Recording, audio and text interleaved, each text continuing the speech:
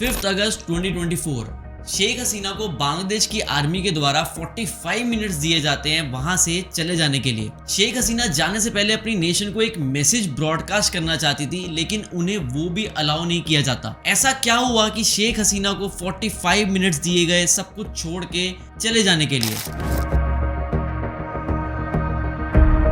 थोड़ा पीछे चलते हैं। जुलाई 1, 2024 स्टूडेंट्स एक पीसफुल प्रोटेस्ट स्टार्ट करते हैं ढाका यूनिवर्सिटी में एक सिस्टम के against. Student roads, highways, railway tracks वगैरह सब ब्लॉक कर देते हैं ताकि वहां की गवर्नमेंट उनकी आवाज सुने। लेकिन इस पे शेख हसीना कहती है कि ये सब करने से कुछ नहीं होगा, स्टूडेंट सिर्फ अपना टाइम वेस्ट कर रहे हैं। प्रोटेस्ट इतना बढ़ गया कि गवर्नमेंट ने वहां की पुलिस के साथ साथ आर्मी को भी इन्वॉल्व कर लिया। इंटरनेट, सोशल मीडिया, व्हाट्सएप बंद करके इंपॉर्टेंट जगहों पे कर्फ्यू लगा दिया गया और उनको ऑर्डर दिया गया शूट एट साइट का। 300 से ज्यादा स्टूडेंट्स मारे जाते हैं और हजारों में इंजर्ड होते हैं। आखिर ये बांग्लादेश में प्रोटेस्ट क्यों हुए और क्यों बांग्लादेश की प्राइम मिनिस्टर को देश छोड़ के भागना पड़ा, इस वीडियो में हम डिटेल में समझेंगे।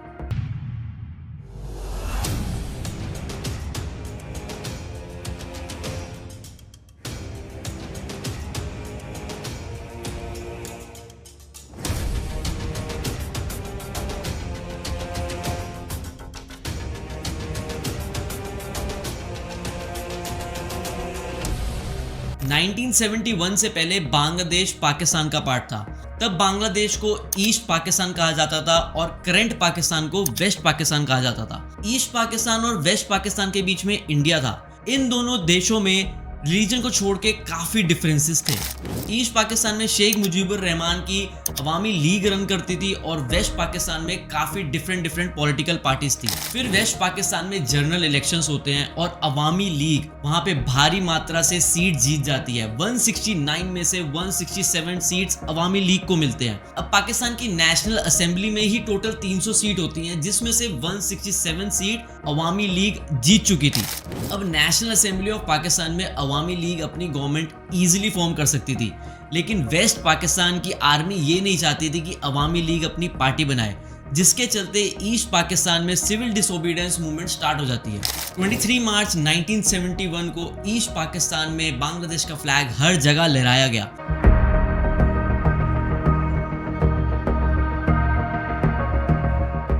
फिर वेस्ट पाकिस्तान ईस्ट पाकिस्तान पे मिलिट्री रूल लगा देती है, जिससे ईस्ट पाकिस्तान और वेस्ट पाकिस्तान अलग ना हो पाए। 9 महीने तक ये फाइट चलती है और ईस्ट पाकिस्तान में कुछ ग्रुप अपनी अलग फोर्सेस बना लेते हैं, अलग आर्मी बना लेते हैं, जिनको आज की डेट में फ्रीडम फाइटर्स बांग्लादेश में बोला जाता है। और वही जो दूसरे ग्रुप थे जो वेस्ट पाकिस्तान को सपोर्ट कर रहे थे, उनको रजाकार बुलाया जाता था। अब ईस्ट पाकिस्तान वेस्ट पाकिस्तान से अलग होके बांग्लादेश बन चुकी थी। शेख मुजीबुर रहमान जो बांग्लादेश के प्रेसिडेंट बन चुके थे, उन्होंने फ्रीडम फाइटर्स के लिए, जिनकी मदद से बांग्लादेश पाकिस्तान से अलग हुआ था, उन्होंने सिविल सर्विसेज में फ्रीडम फाइटर्स के लिए 30% का कोटा रख दिया। फिर 1997 में गवर्नमेंट ने इस कोटा में एक और चेंज लाया, जिसमें फ्रीडम फाइटर्स के बच्चे भी इस कोटा के लिए एलिजिबल थे। फिर 2010 में एक और चेंज आता है, जिसमें बच्चों के साथ साथ फ्रीडम फाइटर्स के ग्रैंड चिल्ड्रन भी इस कोटा में एलिजिबल थे। अब प्रॉब्लम कोटे की नहीं थी, प्रॉब्लम ये थी कि जो 30% एलोकेशन इनको मिल रहा था वो फुलफिल नहीं हो पा रहा था, वो सारी सीट्स भर नहीं पा रही थी, जिसकी वजह से जो बच्चे मेरिट से मेहनत करके ये सीट्स ले सकते थे, उन्हें वो सीट्स नहीं मिल रही थी। फिर स्टूडेंट्स अपनी आवाज उठाते हैं कि या तो ये सिस्टम खत्म कर दिया जाए या कोटा को कम कर दिया जाए। फिर 8 मार्च 2018 बांग्लादेश की हाई कोर्ट में इस कोटा सिस्टम के अगेंस्ट पिटीशन फाइल हुई, जिसे हाई कोर्ट ने रिजेक्ट कर दिया। और शेख हसीना इस पे कहती हैं कि वो नहीं चाहती थी कि ये कोटा सिस्टम हटे। फिर स्टूडेंट्स ने प्रोटेस्ट किए और आखिरकार ये कोटा सिस्टम हटा दिया गया। सब कुछ सही चल रहा था, लेकिन फिर 5 जून 2024 को हाई कोर्ट ने ये कोटा सिस्टम फिर से लागू कर दिया। फिर शुरू हुआ स्टूडेंट्स का प्रोटेस्ट का सिलसिला।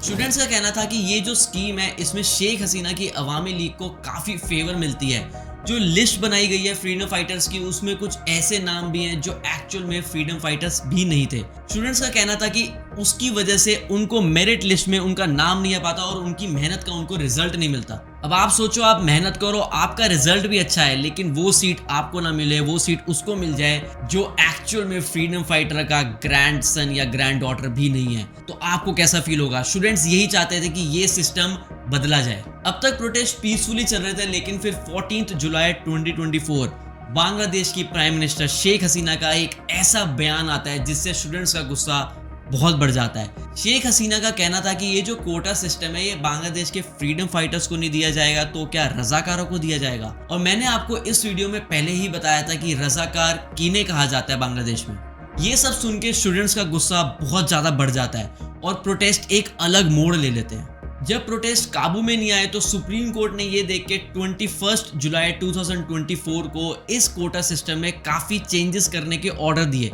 उसके अकॉर्डिंग 93% कोटा मेरिट के लिए दिया गया जो पहले 44% था, और फ्रीडम फाइटर्स का कोटा 30% से घटाकर 5% कर दिया गया, और 1% माइनॉरिटीज और 1% डिसेबल्ड लोगों के लिए रख दिया गया।